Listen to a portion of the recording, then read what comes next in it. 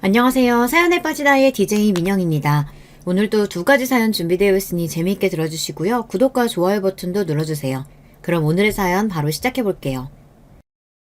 안녕하세요. 제가 원래는 집안이 꽤 사는 형편에서 태어난 사람이었답니다. 그 시절의 기준으로 본다면 제법 부잣집이라고 할 수도 있었겠네요. 게다가 제가 막내였습니다. 막내딸이었고 제 위로 형제가 넷이 더 있어서 5남매였고요. 큰오빠가 장남이었어요. 맞이였고요. 그리고 그 큰오빠가 집안을 말아먹었습니다. 사기꾼들의 가머니설에 잘못 넘어간 큰오빠, 그리고 그런 장남을 의심하지 못했던 제 부모님 때문에 저희 집은 무너지고 말았습니다. 충격에 빠지신 아버지는 쓰러지신 뒤 몸에 마비가 왔고 말씀도 똑바로 못하게 되셨습니다. 내가 어떻게든 이 한 몸 바쳐서 최대한 수습해볼 테니까 다들 너무 걱정하지 마. 동생들 앞에서 마지막까지 큰 소리를 쳐대는 걸 잊지 않았던 큰오빠는 수습의 의미를 달리 알고 있었던 것인지 어느 날 잠적을 해버렸습니다. 거의 증발을 한 것이나 다름없었어요. 자기 집 몇 가지를 챙겨들고서 그대로 사라져버렸고 두 번 다시는 돌아오지 않았습니다. 큰오빠가 무슨 봉변을 당한 것일까봐 걱정하셨던 어머니는 큰오빠가 배를 타고 밀항할 계획을 미리 세워놨었다는 이웃 아저씨의 귀띔을 듣고 나신 뒤 망연자실 하셨습니다. 영영 책임을 회피하고 도망쳐버린 큰오빠였죠. 참나, 세상 천지에 그럴 연병한 놈의 수습도 있나요. 언니들은 폐가망신 사태에 끝물로 쫓기듯 시집들을 가버렸습니다. 작은 오빠가 부모님을 모셨고요. 아니, 정확하게는 새언니가 모셨다고 봐야겠죠. 시집을 온 새언니의 얼굴이 전혀 기뻐 보이지가 않았답니다. 그리고 저는 새언니의 결혼 생활을 보면서 안타깝다느니 힘들겠다느니 이런 생각이나 했었죠. 감당하기 힘든 시댁을 두고 친정에도 의지할 수 없는 상황인 건 너무 괴로운 결혼 생활이 아닐까 싶은 생각도 했었고요. 하지만 그건 다가올 저의 처지를 몰랐기 때문에 가능했던 일이었습니다. 사람은 한치 앞을 내다볼 수 없는 주제에 왜 그렇게 쉽게 오만하고 방심하는 걸까요? 제 나이 24살에 시집을 가게 됐어요. 개인적으로 저는 25살까지는 결혼을 안 하고 싶다는 소박한 바람이 있었어요. 특별한 이유가 있는 건 아니었고 당시에 저는 젊고 어린 아가씨 시절을 자유로이 보내고 싶다는 마음이 있었거든요. 그래서 20대의 절반인 25살까지는 결혼 같은 것과는 동떨어져서 지내고 싶었답니다. 공장에 다니며 커다란 꿈도 커다란 희망도 품을 수 없는 지루한 일상을 보내고 있었으나 그럼에도 소박한 바람 정도는 있었던 거예요. 하지만 그것 하나 제 마음대로 이뤄낼 수 없었죠. 24살의 가을, 저는 등이 떠밀린 채로 결혼을 하게 되었어요. 제 등을 떠민 손길은 어머니의 것이었고요. 나 죽기 전에 막내 네가 시집 가는 거 봐야겠다. 어머니 어디 많이 편찮으세요? 돌아가실 날도 아주 먼 것 같은데 왜 그런 핑계로 저를 급하게 시집 보내려고 하시는 거예요? 저는 별로 그러고 싶은 마음 없어요. 내키지 않는다고요. 그래? 그렇다면 말 바꾸마. 내가 아니라 네 아버지가 숨 넘어가기 전에 네가 시집 가는 걸 봐야겠다. 너도 알지? 네 아버지 언제 숨 넘어갈지 모르는 양반이야. 정신이라도 그나마 또렷하고 사리 분별 가능할 때 막내딸 시집 가는 걸 네 아버지가 봐야 할 거 아니겠니? 네? 아버지가 언제 그렇게 상태가 안 좋아지셨어요? 저는 당황스러웠지만 결혼 결정이 물러지는 일은 없었답니다. 제 친정 집안이 그래도 한때는 꽤 살았다고 했죠. 그때 맺어주었던 인맥이 좀 있었던 것 같아요. 어머니가 그 인맥을 통해서 굽신굽신 허리를 숙이고 손바닥을 비벼가면서 비구럽게까지 구시며 그렇게 저의 결혼 자리를 알아봐 주신 것이었습니다. 등을 떠밀리고 등짝을 후려맞으며 저는 그렇게 시집을 가게 됐는데 상대는 7살 연상의 남자였어요. 좋은 집안의 인물이었냐고요? 아니요, 그렇지는 않았습니다.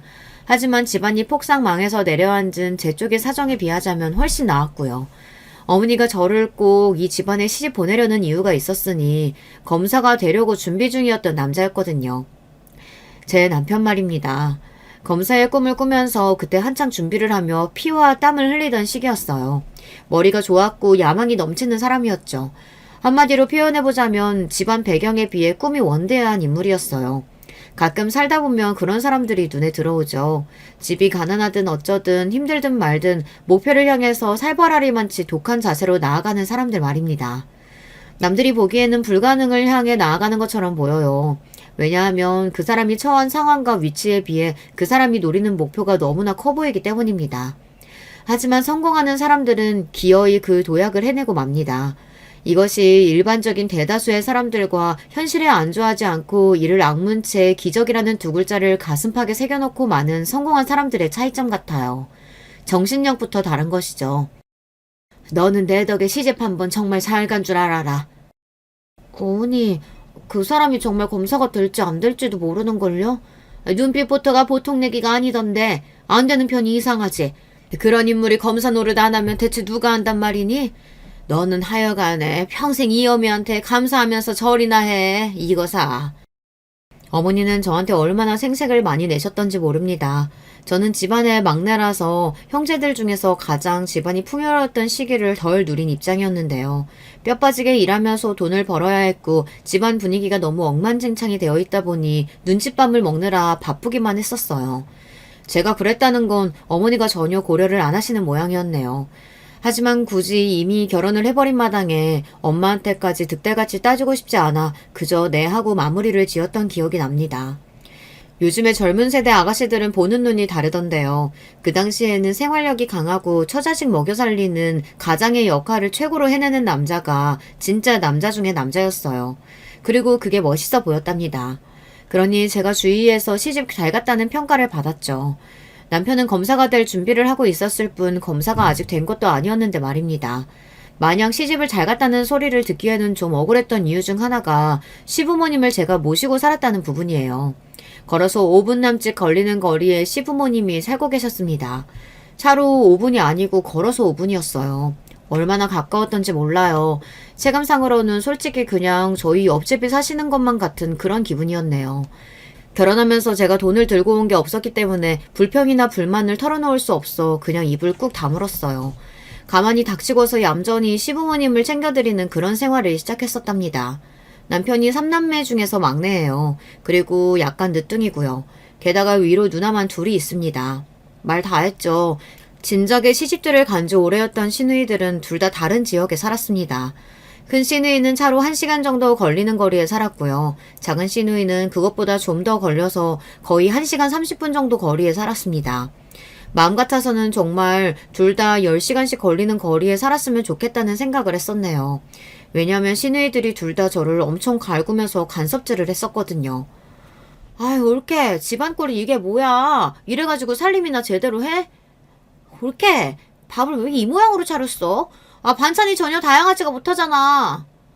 방금 들어보니까 아버지가 허리랑 무릎 같은 데가 요새 부쩍 더 아프다고 그러시던데.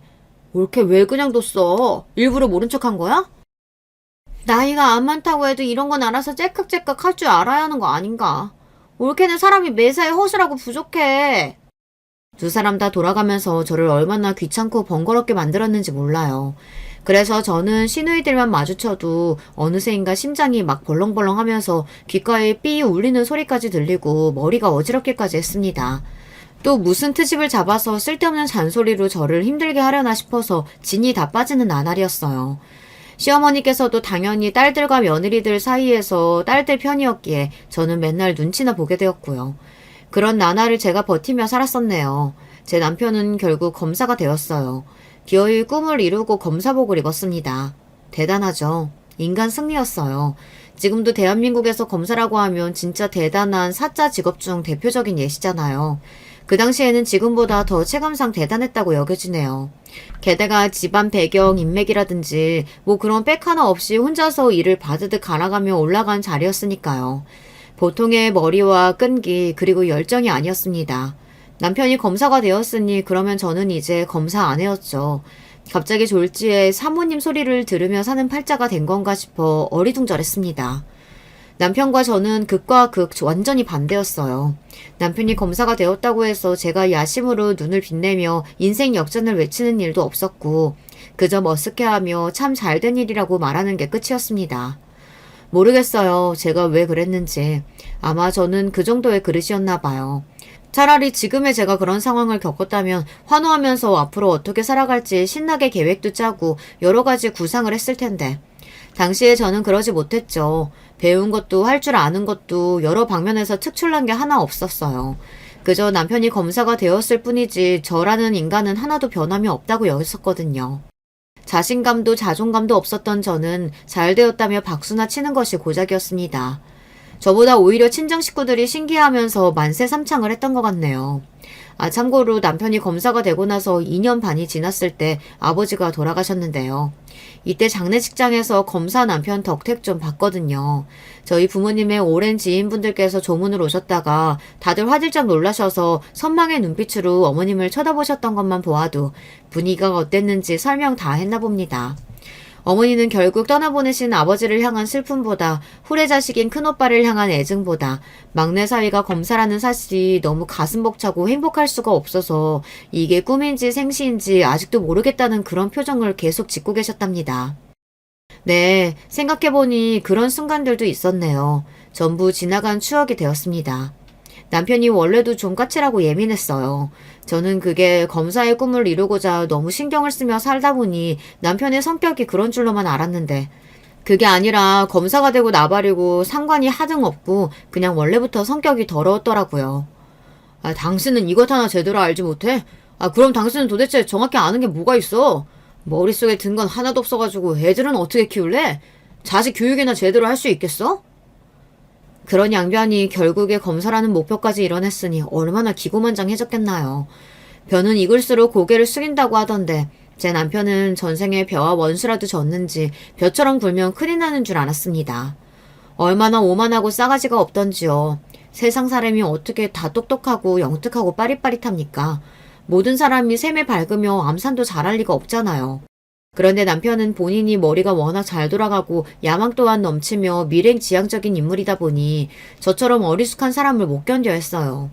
세상에서 가장 한심한 생명체를 바라보듯 그런 눈길로 저를 쳐다보기 일쑤였습니다. 하늘 같으신 검사님이라고 하는데 바쁘다는 핑계로 집에 안 들어와도 제가 할 말이 없었죠. 차라리 그냥 안 들어오기만 하면 모르겠으나 아무 때나 나갔다가 아무 데나 들어왔어요. 그러면 꼭 저한테 한 소리 했습니다. 밥 차려 밥! 당신 이제 와요? 빨래만 마저 개고 얼른 밥 차릴게요. 마저 갠다고? 보니까 이제 막 개기 시작한 거잖아. 언제 다 개서 언제 밥 차릴 건데? 밥부터 차려놓고 빨래 개든지 해. 아니 그래도 빨래 개려고 지금 준비하고 자리에 앉은 건데 그게 무슨 상관인데? 제발 얼빠진 그 표정 좀 짓지 마. 한심해서 경멸스러우니까. 당장 가서 밥 차려. 네, 알았어요. 차리면 되잖아요. 찌개에다가 반찬은 김치볶음, 그거면 돼. 네. 근데 찌개는 무슨 찌개 끓일까요? 김치요, 된장이요? 반찬이 김치볶음인데, 그러면 찌개가 설마 김치찌개일까? 알았어요. 이런 일로 왜 이렇게 소리를 지르고 그래요? 하나부터 열까지 매사에 답답하니까 이러지. 내가 집구석에만 오면 속이 답답해. 남편은 언제나 짜증을 냈습니다. 그때는 제가 정말 답답하고 멍청하고 눈치도 없는 천하의 미련쟁이라서 남편을 짜증나게 만드는 것이라고 생각해서 너무 속상했어요. 남몰래 코를 훌쩍이며 밥을 차리기 일쑤였죠. 시간이 지나고 나서 그때를 가만히 돌이켜보면 제가 답답한 게 아니라 남편이 비정상적일 정도로 예민하고 걸핏하면 신경질을 내고 하나부터 열까지 본인의 말만 맞다고 생각하며 우겨대는 사람이었습니다. 하지만 당시에는 제가 그런 걸 따져볼 여력이 있나요? 저는 집안이 패가망신해서 얼떨결에 어머니가 인맥을 통하고 또 통해서 머리 좋은 남자한테 맨몸으로 시집을 온 입장이었어요. 그리고 남편은 검사라는 것 하나로도 정리가 끝나는 능력이 좋은 인물이었던걸요. 저는 그 앞에서 무조건 깨갱 납작 엎드리게 되었습니다. 뉴스에서 어려운 경제용어라든지 정치 싸움 이야기가 나오면 남편은 심각한 표정이 되고 저는 혹여나 저런 말도 못 알아듣는 일점 무식이라는 핀잔이 늘어날까봐 황급히 분위기를 살피다가 부엌 정리라도 하려고 자리를 옮기기 일쑤였답니다. 남편이 어디 하루 이틀 저에게 무식하다고 욕을 했어야 말이죠. 제가 애들도 혼자 키웠거든요. 전부 제 몫이었어요. 딸 하나, 아들 하나를 두었습니다. 그래서 저는 딸 있는 집도 아들 있는 집도 부러워할 필요가 없었죠. 둘 다 있었으니까요. 같은 제 자식들이지만 낳고 키울 때 너무 달랐어요. 힘든 점이 참 많았습니다. 서러운 순간들은 더 많았고요. 거리가 상당한 데다가 작은 오빠 내외가 같이 살고 있는 친정에 제가 가서 도움을 요청할 수도 없었고요. 그래서 제가 의지할 곳은 가까운 시댁뿐이었는데요.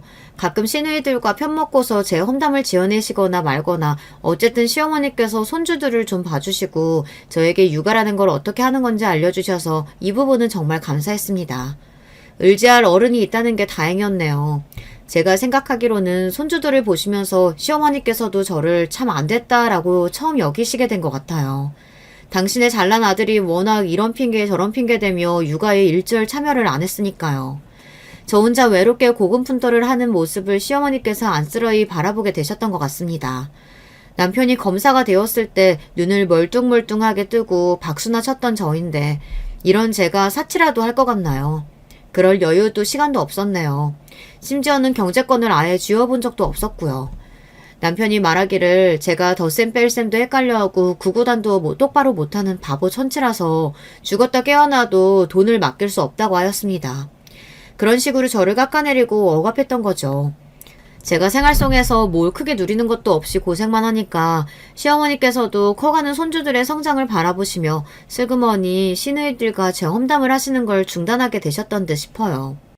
그냥 어디까지나 제 추측이지만 그렇습니다. 남편은 애들이 학교에서 몇 등 하는지 그것만 궁금해하는 작자였어요. 뭐? 9등을 했다고? 지난 학기보다 조금 떨어지긴 했어도 그래도 정말 잘한 것 같지 않아요?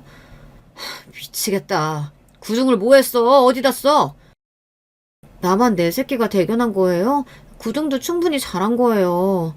반에서 9등이 아니라 전교에서 9등이잖아. 왜 갑자기 소리를 버럭 지르고 그래요? 심장 떨어지는 줄 알았네. 아휴, 꼴 보기 싫어. 그 답답한 표정 좀 제발 집어쳐. 엄마가 이 모양 이 꼴이니까 애들도 엄마 보고 닮아가는 거 아니야. 남편이 혀를 끌끌 차며 저를 한심하게 바라봤어요. 제 본심으로는 애들이 잘난 아빠를 보고 배우기를 원한다면 집구석에 아빠가 붙어 있어야 하는 거 아니냐고 그렇게 따져 묻고 싶었습니다.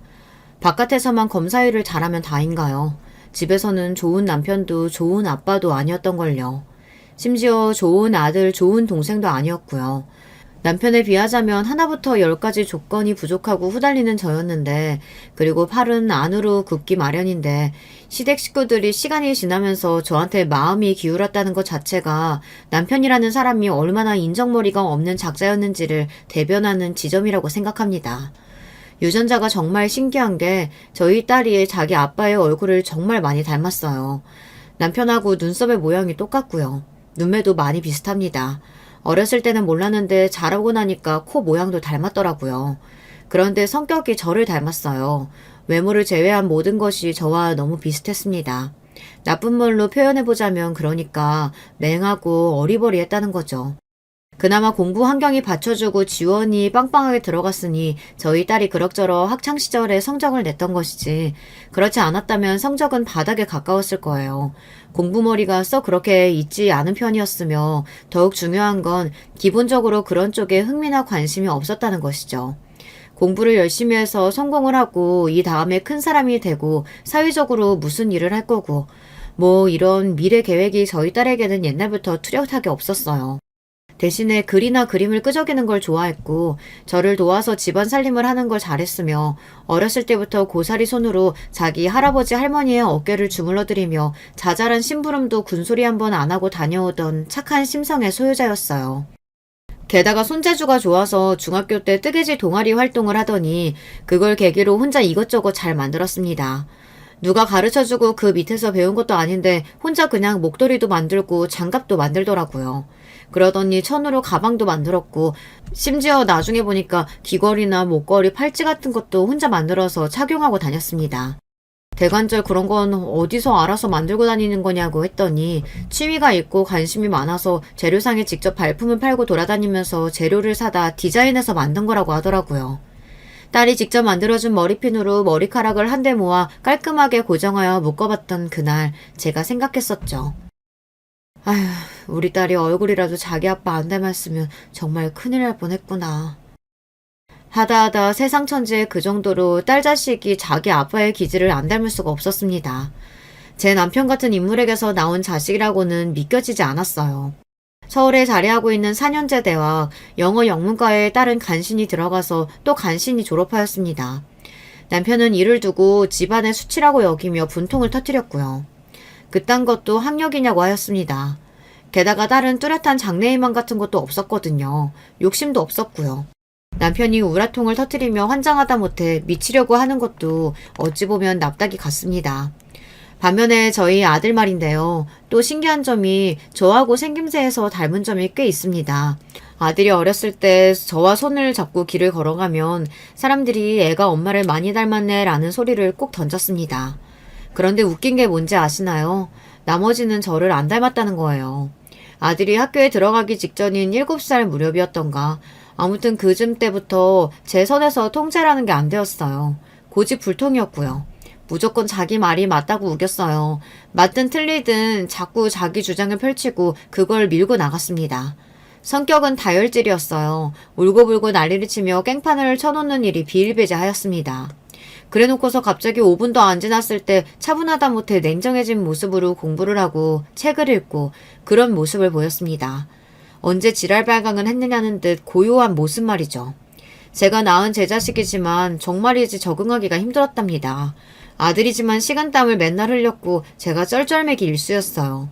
온갖 지랄 난리쇼를 펼쳤다가 어느 순간 조용해져서 소설책을 읽기 시작하던 제 아들의 모습을 바라보며 시어머니께서는 이런 말씀을 남기셨었죠. 누가 보면 애한테 정신병이라도 있는 줄 알겠다. 죄송해요, 어머님. 제가 더 교육을 잘 시키고 잘 키우겠습니다. 네가 그런다고 애가 그걸 따라오겠니? 너만 질질 끌려갈 거야. 그래도 제가 애 엄마인데 노력을 해봐야죠. 아서라, 될 게 아니다. 에휴, 우리 손주 강아지가 친탁을 진하게 했네. 시어머니께서는 저희 아들이 친탁을 그냥 한 것도 아니고 안 좋은 부분만 쏙쏙 골라다가 친탁을 해버린 것 같다며 한숨을 쉬셨습니다. 한마디로 아빠와 아들이 서로 닮은 셈이라고 할 수 있었는데요.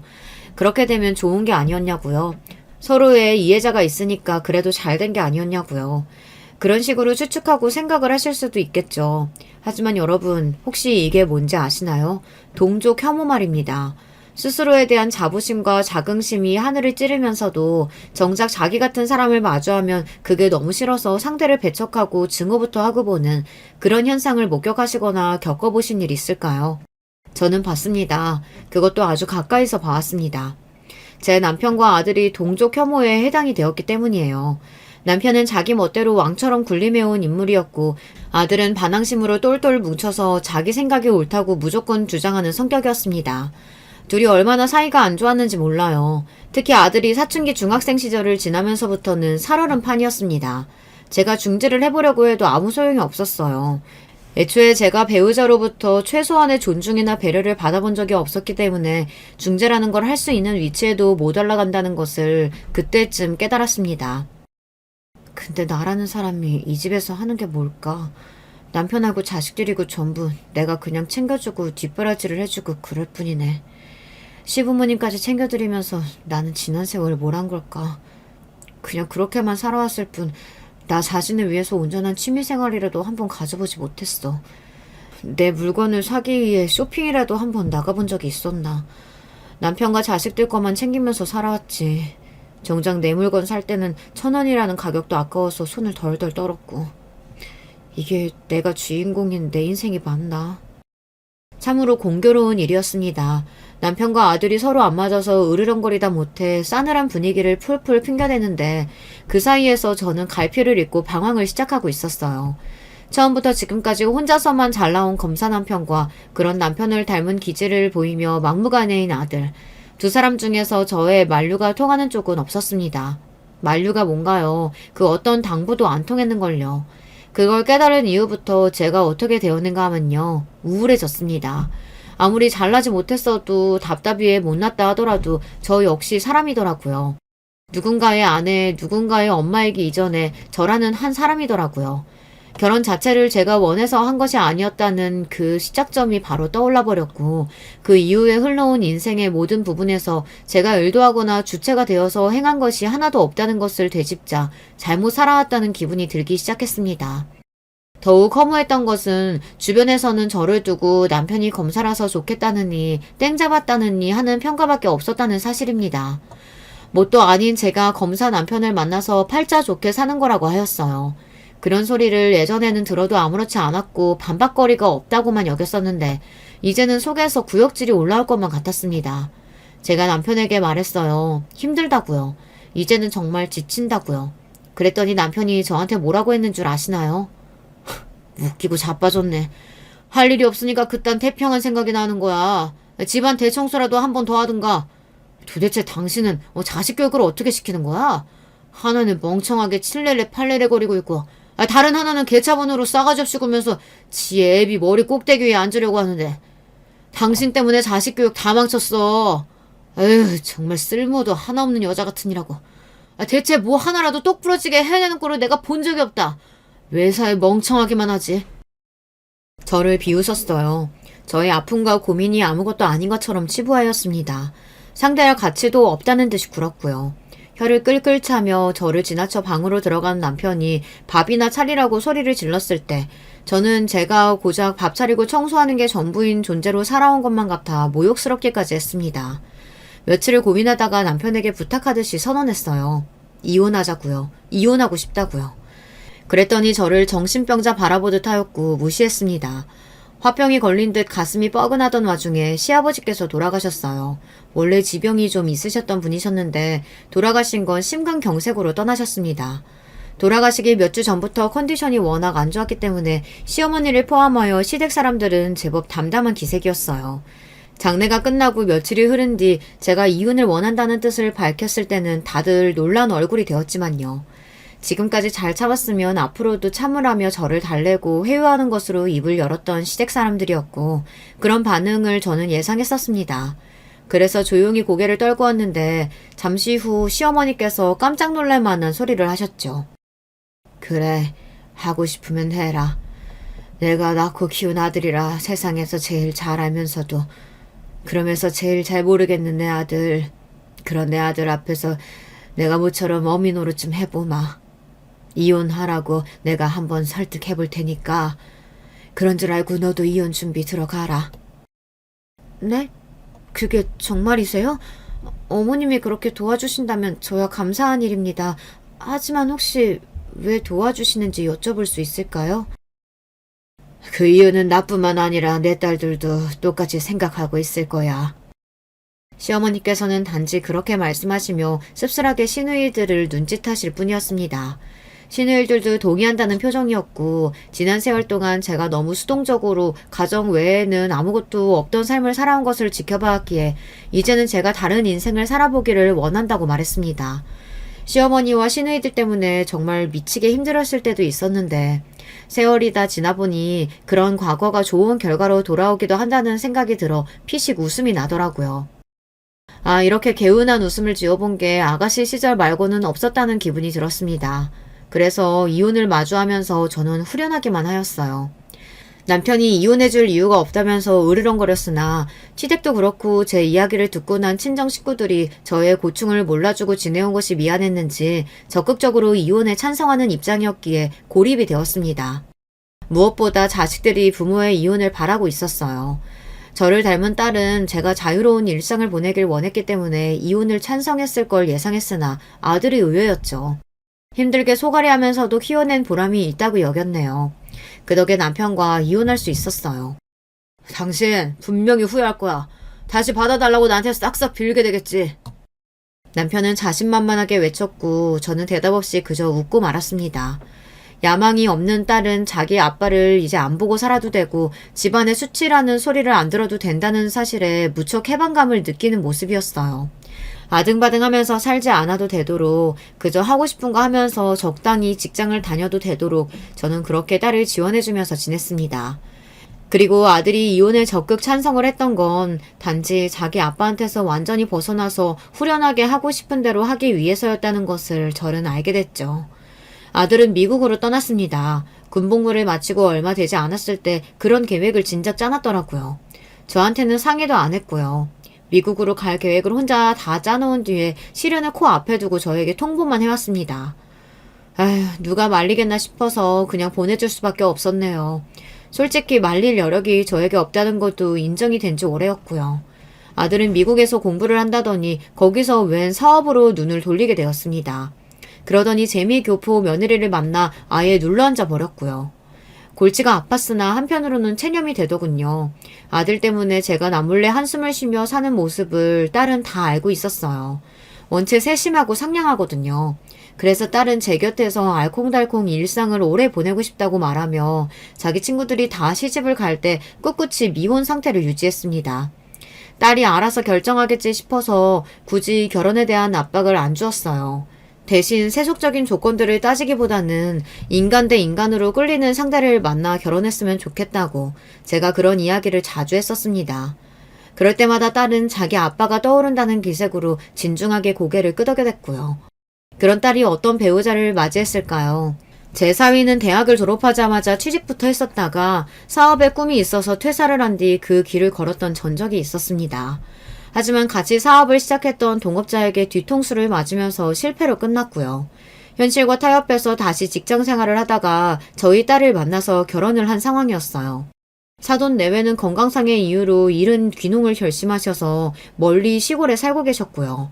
사위가 외동이라 그런지 자기가 어떻게든 성공을 해서 효도를 하고 양친의 노후를 멋지게 책임지고 일해야겠다는 생각을 하는 것 같다고 제 눈에는 그렇게 보였습니다. 그랬기 때문에 결혼하고 8개월 정도가 되었을 때 직장을 그만두고 사업을 다시 해보겠다는 포부를 밝혀온 사위가 대견하게 여겨졌던 것이고요. 물론 그 이야기를 다짜고짜 사위가 저에게 전해온 것은 아니었고요. 딸이 이야기를 해왔어요. 다름이 아니라 사업 자금이 부족해서 제 도움이 필요하다는 것이었죠. 있는 재산을 가만히 떠올려보고 있던 저에게 딸이 조심스레 그러더군요. 저희가 미리 생각해봤는데 엄마가 혹시 이 집 아파트를 담보로 대출을 받아주시면 어떨까 싶어서요. 그게 가장 확실한 방법이잖아요. 제 눈치를 살피면서 말하는 딸의 모습에서 저는 왜 그렇게 저의 옛날 소심했던 모습이 겹쳐 보였을까요? 제가 일단 긍정적으로 고개를 끄덕였더니 주말에 사위하고 둘이 와서 사업 이야기를 본격적으로 꺼냈습니다. 사위가 자신만만한 모습이었어요. 미국에서 사업에 눈이 트였던 제 아들의 일화가 떠올랐고 저는 사위도 왠지 잘 될 것 같은 예감을 받았습니다. 이번에는 뒤통수 칠 동업자도 없다고 하였고요. 그래서 저는 대출을 받아서 사위를 지원해주기로 하였죠. 하루라도 빨리 해주시면 감사하겠다고 사위가 그러길래 부랴부랴 은행을 찾았었고요. 솔직히 제가 사업이니 뭐니 그런 거 잘 모릅니다. 근데 딸이 너무 간절하고 사위의 눈이 확신으로 빛나니까 제가 해주고 싶은 마음이 들었던 것 뿐이에요. 그렇게 제가 대출을 받아서 사위가 회사를 차려 사업을 시작할 수 있도록 해주었고요. 천만다행으로 초기에는 지지부진했던 게 반년을 지나면서 결과를 조금씩 내기 시작했어요. 그리고 큰 계약을 하나 따내면서 완전한 성장세로 접어들었습니다. 그렇게까지 초대박을 칠 줄은 몰랐기에 놀라웠고 신기했습니다. 저는 사위한테 주었던 그 돈을 그럼에도 아직 받지 못한 상태였고요. 엄마, 회사는 너무 잘 되는데 현금이 계속 필요하다고 해서 돈 드리는 건 조금 더 늦어질 것 같다고 하네요. 저 때문에 딸이 조심스레 말을 해올 때마다 괜스레 미안했습니다. 부담 갖지 말라고 괜찮다고 저는 항상 그렇게 말해줬고요. 그런데 설마 딸의 울먹이는 목소리를 듣게 될 줄은 상상도 못했던 것이죠. 엄마, 저 어떡해요? 그 사람이 저랑 이혼하고 싶대요. 이혼하재요. 어느 달부터 왠지 낌새가 안 좋고 사람이 너무 달라진 것 같긴 했지만 바빠서 그렇겠거니 했는데 그게 아니었나 봐요. 저한테 마음이 완전히 떠서 그랬던 건가 봐요. 흐느끼는 딸의 목소리에는 죄책감까지 함께 어려 있었습니다. 자기가 선택해서 한 결혼이었고 자기가 먼저 나서서 저를 설득해서 대출을 받도록 하였고 그렇게 해서 시작된 회사가 성공을 거두자 돌아온 건 이혼 통보였으니까요. 억장이 무너졌습니다. 당장에 제가 사위를 찾아갔죠. 최서방, 자네가 그러고도 사람이야? 사업하고 싶다는 거 돈 없다고 해서 아파트 담보대출까지 해서 돈 빌려줬더니 어떻게 이래? 성공했으면 옆에 있는 사람한테 더 잘할 생각부터 해야지. 그 어떻게 옆에 있는 사람을 가르치울 생각부터 할 수가 있어? 장모님, 어리버리하신 줄은 알았는데 이제 보니까 말씀을 되게 잘하시네요. 모전 여전이라서 둘 다 어리숙하다고만 생각했었거든요. 뭐라고? 자네 원래 이렇게 무례한 사람이었나? 네, 제가 무례하다고 하는데 어쩌실 겁니까? 그리고 제가 이혼하겠다는데 장모님이 뭘 어떻게 하실 거예요? 사위가 저를 깔보며 비웃는 눈빛으로 흘겨보더군요. 치가 떨렸습니다. 아무것도 할 줄 모르는 무능력한 바보를 쳐다보는 듯한 그 시선이 불쾌했습니다. 사위는 아주 거리낄 것이 없다는 듯 당당하게 나왔어요. 딸은 자괴감에 빠져 울고 있었는데 말입니다. 저는 저를 한심하게 쳐다보곤 했던 인물을 떠올려낼 수밖에 없었죠.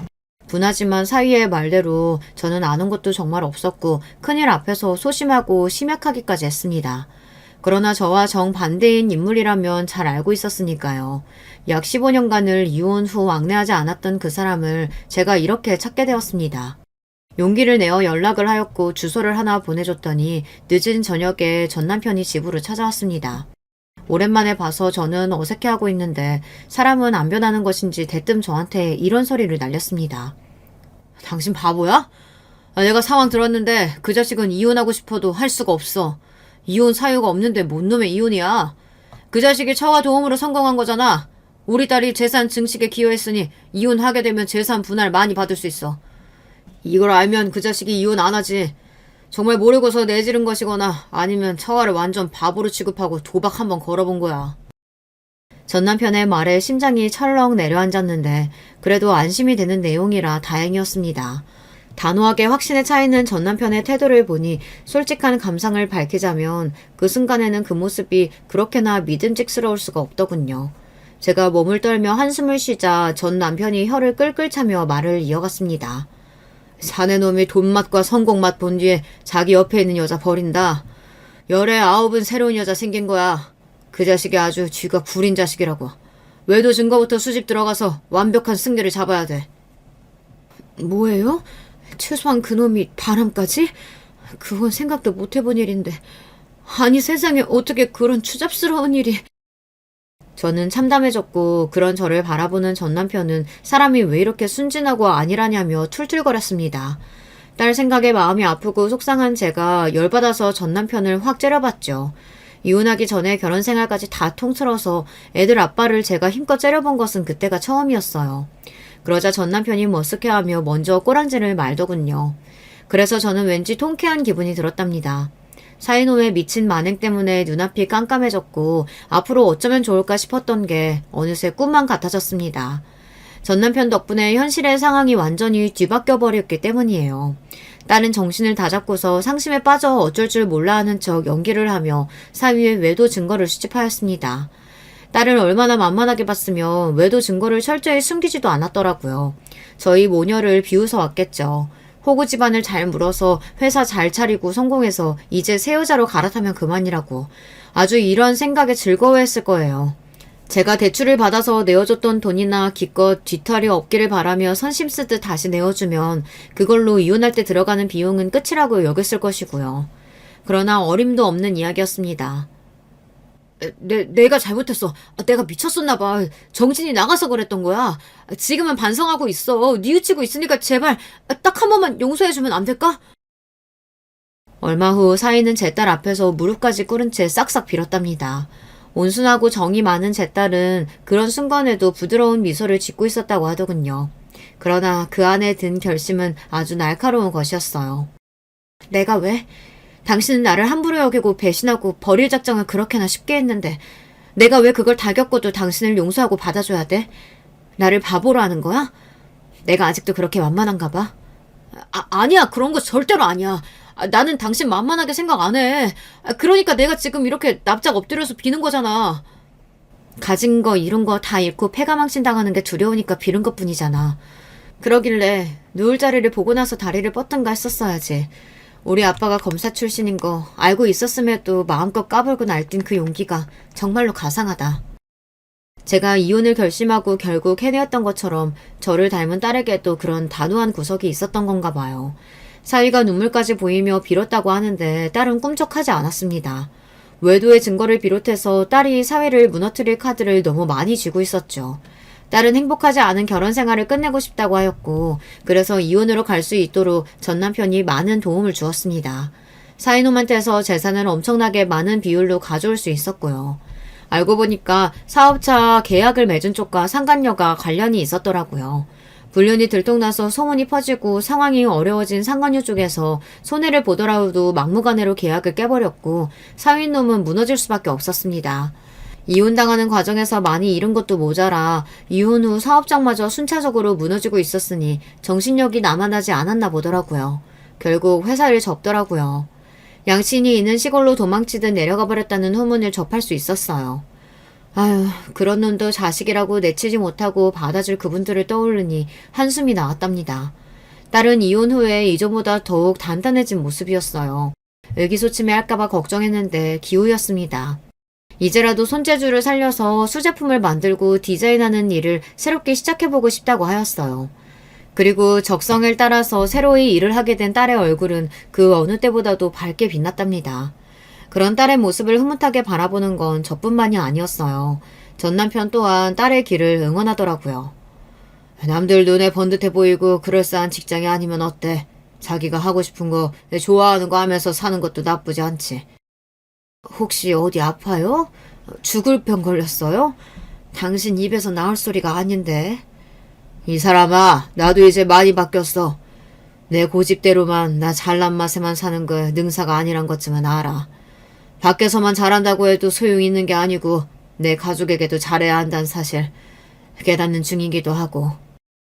당신이 아픈 게 아니라면 혹시 해가 내일은 서쪽에서 뜨려나? 암만 해도 이상한데. 이상하다고 해도 별 수 없어. 이게 지금의 내 모습인 걸 어떡하나. 그리고 나는 이참에 솔직하게 속내 밝혀보자면 당신하고 이혼하고 나서 후회했어. 시간이 지날수록 후회라는 게 더욱 짙어졌고 이 죽일 놈의 자존심 때문에 당신한테 먼저 손 내밀지 못한 거야. 당신은 나 없어도 너무 잘 사는 모양인데 나만 혼자 일어나 싶어서 섣불리 다가가기도 어려웠고. 저는 제가 꿈을 꾸나 싶었습니다. 이 인간 입에서 나온 소리가 맞나 싶었는데 이게 정말로 현실이더라고요. 안 믿겨서 한참 헛웃음을 토해냈던 것 같아요. 저절로 고개가 절레절레 지어지더군요. 그걸 거절의 뜻으로 알았는지 남편이 깜짝 놀라면서 어쩔 줄 몰라 했습니다. 드디어 제가 이 남자 앞에서 우위를 점했다는 걸 깨달았죠. 처음으로 갑의 위치에 서게 되었습니다. 그리고 저는 이걸 오랫도록 만끽해볼 참이에요. 이 정도 유세는 부려도 되지 않겠나 싶었고요. 당신 앞으로 하는 거 봐서 마음 정하든지 말든지 그렇게 할게요. 정말이야? 고마워. 내가 앞으로 열심히 노력해볼게. 항상 저를 한심하게 낮잡아봤던 남자의 변화가 안 반가웠다면 거짓말이겠죠. 저희 두 사람이 이런 상황에 놓였다는 것을 알고는 딸이 무척 기뻐했습니다. 딸이 그러더라고요. 나이가 들면서 자기도 아빠를 점차 속으로 이해하게 되었고 자기도 어쩌면 부족한 점이 많은 자식이었을 수도 있다는 생각이 들어 아쉬운 부분이 많았다고요. 그리고 소식을 접한 아들은 아주 의외의 말을 해왔습니다. 자기가 아직도 한국에 나가서 살 생각이 없으니까 혹시 저보고 미국에 들어와서 지내지 않겠냐는 것이었어요. 제가 영어는 헬로우 땡큐 정도밖에 못하는데 무슨 미국에 가서 지내겠어요. 말도 안 되는 것 같아 그냥 웃었는데 아들이 무척 아쉬워했습니다. 엄마 혼자 와서 지내기 어려우시고 어색하실 것 같으면 아빠하고 같이 오시던가요. 뭐? 너 지금 아빠라고 그런 거야? 왜요? 두 분 어쩌면 다시 잘해보실 수도 있다면서요. 그렇게 되면 같이 오셔도 되는 거죠. 그게 아니라 엄마는 지금 네 입에서 아빠 이야기가 아무렇지 않게 나왔다는 게 그게 너무 신기해서 그래. 참나, 그게 뭐 별거라고 신기하세요. 아들이 퉁명스레 말했으나 저는 그 안에 담긴 쑥스러움을 읽을 수 있었습니다. 결국 우리는 한 가족이었구나 싶었어요. 한 가족이지만 서로의 달리기 속도가 천차만별이라서 도중에 모두가 함께일 수 없었고 맞춰갈 수 없었을 뿐이죠. 그러나 속도만 각자 다를 뿐 완주를 해낸 시점에서는 결국 한자리에 모이게 되는 게 가족이니까요. 결국 우리는 하나니까요. 그걸 이제야 알 것 같아서 이 나이를 먹고 나서 이렇게 간단한 이치를 깨우쳤다는 게 스스로 한심해서 웃음이 나왔는데요. 그 기분이 싫지만은 않더군요. 그 후로 저는 잘난 척하고 싶은 걸 꾹 참으면서 저에게 맞춰주려고 노력하는 애들 아빠, 그리고 단단해진 마음으로 무장한 채 멋진 일상을 보내는 딸과 뒤늦게 철이 들어 틈틈이 애교도 부려오고 안부도 자주 물어오는 아들까지 제 가족을 진정으로 사랑하고 위하며 만족스럽게 살아가고 있답니다. 안녕하세요. 저는 서울에 살고 있는 사람입니다. 나이는 70이 거의 가까워오고요. 한참 전 상당히 힘든 일을 겪었기 때문에 털어내고 싶어서 사연을 보내보려고 합니다. 저는 갓 20이 넘었을 때 결혼을 했었습니다. 지금으로 치면 대학교 새내기 때 정도겠죠. 성인이 되자마자 결혼한 것이라 사실 세상 사정도 잘 몰랐답니다. 요즘 아가씨들은 아마 이해할 수 없을 거예요. 저는 당시에 남편 될 사람이 어떤 이인지도 모른 채로 결혼했으니까요. 그저 건너 마을 사는 노총각이라는 것만 알았지 얼굴도 제대로 본 적이 없었습니다. 도시도 아니고 촌에 살았기 때문에 어른들이 중매 서주는 것만 믿고 결혼할 수밖에 없었어요. 저희 부모님이 경제력이 좋지 않은 편이어서 먹고 살기가 빠듯했기 때문에 저는 당시 노총각한테 거의 팔려가듯이 시집을 가야 했습니다. 집안에 있는 딸 하나를 시집 보내면 먹는 입도 하나 줄어들고 게다가 남편 집에서 저희 친정 쪽에 쌀은 몇 가마니 실어다 줬다고 하더라고요. 뭐 그렇다고 정말 인신매매하듯이 팔려간 것은 아니고 그냥 딸을 시집 보내줬다는 감사의 표시로 살해를 한 것 정도이긴 했습니다. 그래도 지금 개념에서 보자면 당황스러운 것은 마찬가지일 거예요. 친정의 건너 마을에 살던 시댁은 그래도 저희 친정보다는 훨씬 사정이 나았습니다. 굉장히 가난한 마을이던 그 근방촌에서는 나름 돈 좀 있다고 이름이 난 집이었으니까요. 그런데 제 남편 될 사람은 그 집안에서 좀 골칫덩이였지요. 둘째 아들이었는데 착실했던 시아주버님과는 다르게 사람이 기질이 좀 거칠었어요. 여기저기 가서 사고치고 다니고 일을 할 생각도 하지 않고 돌아다녀서 노총각이 될 때까지 결혼도 하지 않고 있었던 거였죠. 그런데 나이 30이 되던 해에 무슨 바람이 불었는지 시어머니의 결혼하라는 말에 하겠다고 대답을 했고 그 김에 급한 대로 가난한 저희 집에 정년기의 여자아이가 있다는 소문을 듣고서는 신부로 데려온 거였어요. 저하고 남편은 그러니까 10살 차이였습니다. 지금은 나이 차이가 너무 많이 난다고 뭐라고 할지도 모르지만 당시에는 10살 차이 정도는 꽤 많기는 했어요. 젊고 어린 신부들 가난한 집에서 데려다가 마을 노총각들한테 짝지어주는 일이 그렇게 드물지 않을 때라서 말이에요. 특히 촌에서는 꽤 많이 일어나는 일이었으니까요. 저도 뭐 처음에는 서러웠지만 그래도 이게 다 인생이겠거니 하고 시댁에 적응하려고 노력했습니다. 시댁은 그래도 그렇게 나쁜 분들은 아니었어요. 시어머니는 이제 갑자기 혼인하겠다고 하는 작은 아들이 기꺼워서 며느리인 저한테도 잘해주시려고 상당히 노력하셨었죠. 그래도 지금 기준으로 보면 그 당시 일은 시집살이가 심했다고 보실 수도 있지만 당시 촌의 시어머니로서는 굉장히 좋은 분이었어요. 보통 당시 밥을 먹을 때 남자들이 큰 상에 모여 앉아서 먹고 여자들은 뒤로 빠져서 작은 상에 앉아 먹었는데 작은 며느리이자 집안 막내인 저는 상에 밥도 올려놓지 못하고 그냥 바닥에 놓고 먹어야 했거든요. 그런데 시어머니가 그거 불쌍하다고 제 밥그릇을 위해서 작은 상을 조금 큰 것으로 바꾸어서 같이 앉아서 먹을 수가 있었죠. 바닥에 놓고 혼자 밥을 먹으면 남은 반찬 한두 가지 놓고서 그거에만 먹어야 하는데 작은 상에서 같이 먹으면 그래도 여러 가지 반찬을 먹을 수 있었거든요. 게다가 작은 며느리이니 이전 식사에서 남은 찬밥이나 누룽지를 먹었어야 했지만 시어머니가 일부러 따뜻한 밥으로 바꿔주시기도 했고요. 얼마나 감사했는지 몰라요. 시아버지는 엄격하고 가부장적인 분이어서 좀 무서웠지만 그래도 시어머니 덕분에 제가 살 수 있었죠. 남편도 생각했던 것보다 무척 좋았어요. 나이 차이가 10살이나 나다 보니 처음 제 얼굴을 보고서 한 말이 아이고 애기네 였었죠. 사실 30살짜리 총각이 20살짜리 여자아이를 봤으니 얼마나 어려 보였겠어요. 아직 젖살도 안 빠진 나이잖아요. 너무 어리다고 생각해서인지 남편은 저한테 무뚝뚝해도 이것저것 신경 써주는 게 있었죠. 밖에 나가서 놀다 들어올 때 자기가 먹던 간식 하나라도 들고 들어와서 저한테 준다든가 읍내 나가서 술 마시다가 예쁜 색깔 목도리라도 있으면 그거 하나 사들고 들어와서 저한테 준다든가 하는 식으로요. 시집살이가 고되지 않았다는 건 아니에요. 지금과는 달리 당시에는 시댁에 층층 시아 어르신들이 정말로 많았어요. 시조모, 시조부에 시외 삼촌들까지 다 모시고 살았었죠. 대부분이 다 엄하고 무서운 어르신분들이라서 숨도 못 쉴 정도였어요. 그래도 가장 무서워해하는 시어머니가 제 방패 역할을 해주셨고 남편도 저를 도와주면서 신경을 써주었으니 그 어린 나이에도 어쨌거나 저쨌거나 살 수가 있었던 거였지요. 사실 촌에서 그 시절에 가난한 집에서 태어났던 것에 비하면 시집을 아주 잘 간 거였어요. 처음에야 팔려가는 기분이라 싱숭생숭했지만 나중에 같은 나이 같은 마을 친구들을 보니 제가 얼마나 팔자가 좋았는지를 알겠더라고요. 시댁도 엉망이라 평생 시골에 박혀서 고생한 친구들이 참 많거든요. 처음에는 남편이 신혼이라 그런지 결혼 생활에 참 충실했어요. 집에도 항상 빨리 들어왔고 집안 어른들한테 행패를 부리지도 않았죠. 총각 시절에는 마을에서 싸움도 많이 하고 술도 그리 많이 마셨다는데 제가 갓 결혼했을 때는 믿어지지 않을 정도였어요. 저한테만은 무뚝뚝해도 세상 없이 신경 써주는 사람이었으니까요. 그런데 이제 결혼 생활이 1년이 지나고 2년이 지나니까 남편이 좀 실증이 나는 것 같더라고요. 저한테 이 시골 지겹지 않냐고, 혹시 같이 도시 나가 살 생각 없냐고 물었어요. 저는 아무것도 모르던 시절이었기 때문에 당연히 도시라고 하면 그냥 좋다고 여길 뿐이었죠. 그 당시에는 마을 전체에 TV가 2대밖에 없던 시절이었거든요. 그중 하나가 저희 시댁에 있었는데 시조부님 방에 있어서 저는 어쩌다 한번 가족들이 다 시조부님 방에 모여 인사드릴 때 화면을 보는 정도였어요. 그럴 때 화면에서 간혹 도시 풍경이 나오면 가슴이 뛰었었지요. 아직 어린 나이라서 더 넓은 세상으로 직접 나갈 생각은 꿈도 꾸지 못했지만요. 그런데 남편이 혹시 도시 나가서 살 생각 없냐고 하니까 저는 당연히 좋을 수밖에요.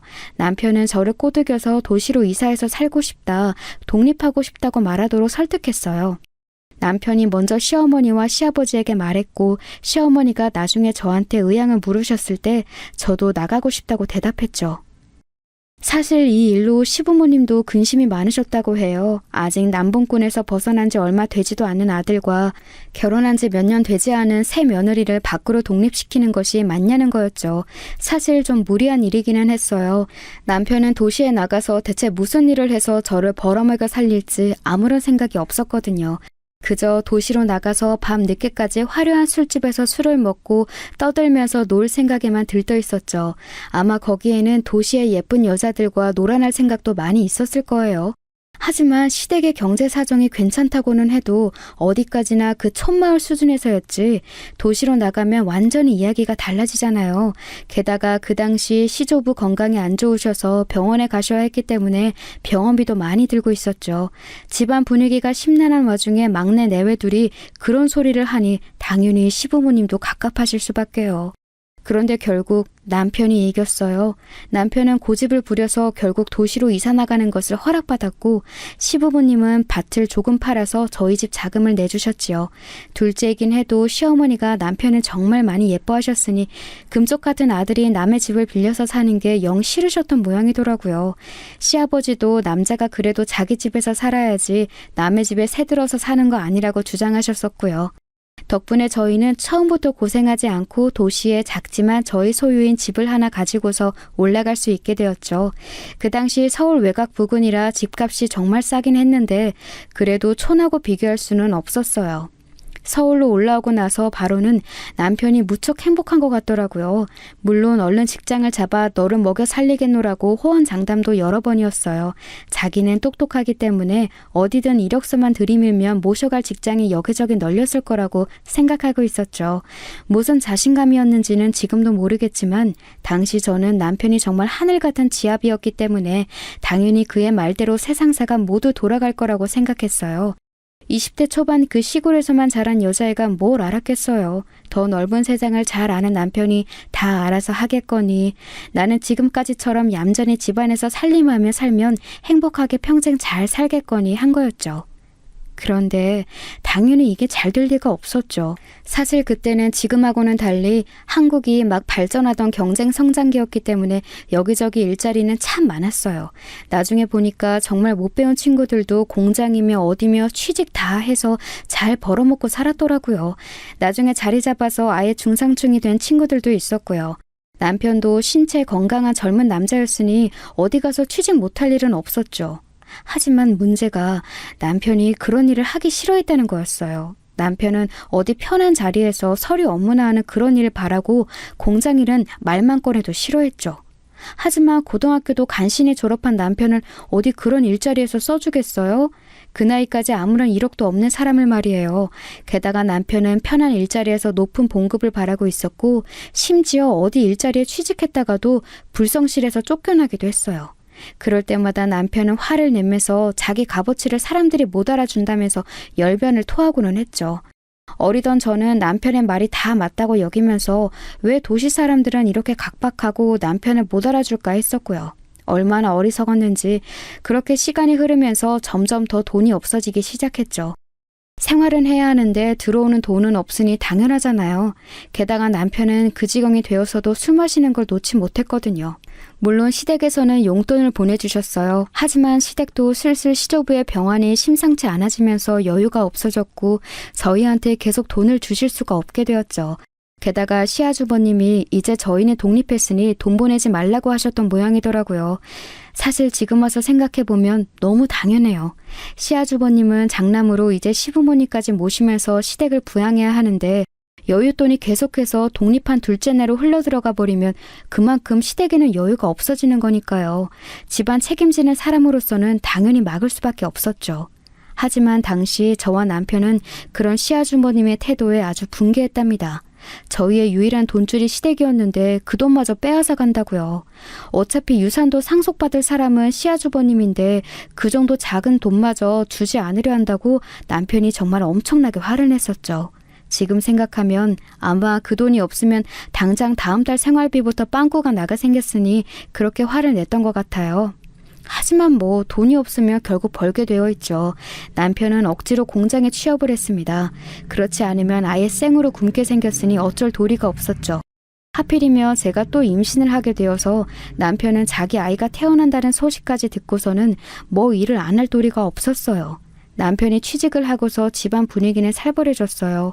저는 시댁이 있을 때와는 다르게 무척 예민하고 신경질적이 된 남편이 무서워서 제대로 말도 하지 못했고 남편은 퇴근해서 올 때마다 제 얼굴도 보지 않고 곧장 방으로 들어가 버렸고요. 차라리 시댁에 있을 때가 훨씬 행복했던 거였죠.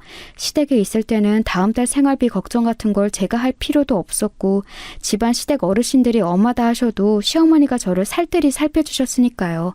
마음만은 편했던 남편도 제게 훨씬 부드러웠고 하지만 도시로 살림살이를 옮기고 나서 그 후로는 단 한순간도 편하게 지내본 날이 없었답니다. 남편은 거의 1년 정도 그래도 취직한 공장에 성실히 다녔어요. 그때는 공장에 적응하느라 그런 것인지 술도 줄이더군요. 덕분에 생활비 걱정은 덜었지만 그렇다고 해서 제가 살기가 좋은 건 아니었어요. 남편은 계속해서 집에 와서 제게 화를 내며 예민하게 굴고는 했죠. 제 존재 때문에 자기가 하고 싶은 것을 못하고 정말 너무 싫은 공장에서 죽어라 일을 해야 한다면서요. 저는 아기를 가졌는데도 아무런 말도 하지 못하고 그저 죽은 듯이 지내야 했어요. 그 와중에 뱃속 아기는 눈치 없이 계속 배를 차면서 뭐가 먹고 싶은지 입맛은 계속 좋아지기만 했고요. 얼마나 서럽던지요. 결국 아기를 낳고 나서 저는 그리 쉬지도 못했어요. 제가 아기 낳았을 무렵 시어머니께서 올라오셨는데 저희 집안 꼴을 보고서는 너무 놀라셨죠. 아들이 어련히 알아서 며느리를 잘 돌보고 있겠거니 하셨지만 도리어 정반대였으니까요. 다행히도 낳은 첫 아이가 아들이라서 시어머니는 너무 기뻐하시면서 저를 돌봐주셨어요. 하지만 그렇다고 해도 시조부께서 위독하신 상황이라 저희 곁에 오래 머무실 수가 없는 상황이었죠. 시어머니는 얼른 내려가서 시조부 병구안을 해야 했으니까요. 결국 일주일 정도 누워있다가 일어나서 아이를 돌보며 집안일을 시작했어요. 남편은 그동안 제가 누워있던 게 그리도 꼴보기 싫었던지 시어머니가 내려가시자마자 저한테 잔소리 폭격을 시작했죠. 옆편 내가 누워있으니까 계속 살이 찐다면서 이제 임신한 것도 아니니 아이 돌보면서 살을 빼라는 둥, 화장품 뭐라도 하나 찍어 바르라는 둥, 도시 여자들은 어떤 여자도 당신같이 못생기지 않았다는 둥. 하지만 당시 남편의 봉급은 터무니없을 정도로 적어서 제가 화장품은커녕 장을 볼 때도 망설이게 될 정도였어요. 저와 남편의 입에 들어가는 식재료조차도 시장에서 상천한 것이나 질이 좋지 않아 저렴한 것을 사서 요리할 정도였거든요. 아들을 돌보면서 집안일을 하는데 정말 허리가 끊어지는 것 같았어요. 그때 고생하면서 얻은 증상들이 지금 이 나이까지도 저를 고생시키고 있죠. 게다가 아들을 낳고서 6개월 정도 지났는데 몸 상태가 이상해서 병원에 갔더니 또다시 임신 진단을 받았어요. 가뜩이나 새 식구 먹고 사는 것도 힘들어 미치는데 연년생으로 아이를 낳게 된 것이었죠. 남편은 길길이 날뛰면서 화를 냈어요. 그렇다고 아이를 지우라는 말은 안 했지만 아내가 주기를 계산해서 그걸 책임져야지 바쁜 남편이 어떻게 임신을 예상하면서 화를 너무 내더군요. 저는 다시 주눅이 들어서 결국 어리디 어린 첫 아들을 돌보면서 임신한 저 자신까지도 돌봐야 하는 신세가 되어버렸죠. 임신하면 얼마나 잠이 많이 오는지 아시죠? 첫 아이 임신 때는 그래도 버틸만 했는데 그 사이에 체력이 바닥났는지 둘째 때는 더 이상 견딜 수가 없을 정도로 잠이 오더라고요. 설거지를 하다가 잠깐 쉬려고 식탁에 앉은 채로 잠이 푹 들어버릴 정도로 말이에요. 당연히 첫째 아이 돌보면서 집안일까지 하는데 제대로 될 리가 없었고 집안이 점차 엉망이 되어가는 것을 보고 남편이 퇴근해서 집에 와서는 화를 내는 것이 일상이 되었죠. 둘째에는 그렇게 험악한 집안 분위기를 알기라도 하는 것처럼 제대로 배를 차지도 않았어요. 뱃속에서 너무 움츠러들어 있는 게 아닌가 할 정도로 태아에 대해서 걱정이 되더라고요. 그렇게 고생해서 태어난 건 딸이었어요. 너무너무 고생을 많이 했는데도 낳고 나니까 정말 세상 제일 예쁘더군요. 아들도 딸도 모두 원했기 때문에 하나씩 낳고 나니 세상을 다 가진 것 같았어요. 앞으로 살 일이 큰일인데도 아무 걱정이 안 되더라고요. 남편도 갓 태어난 딸을 보는 그 순간만큼은 정말 기쁜 듯 감격한 얼굴을 하고 있었고요.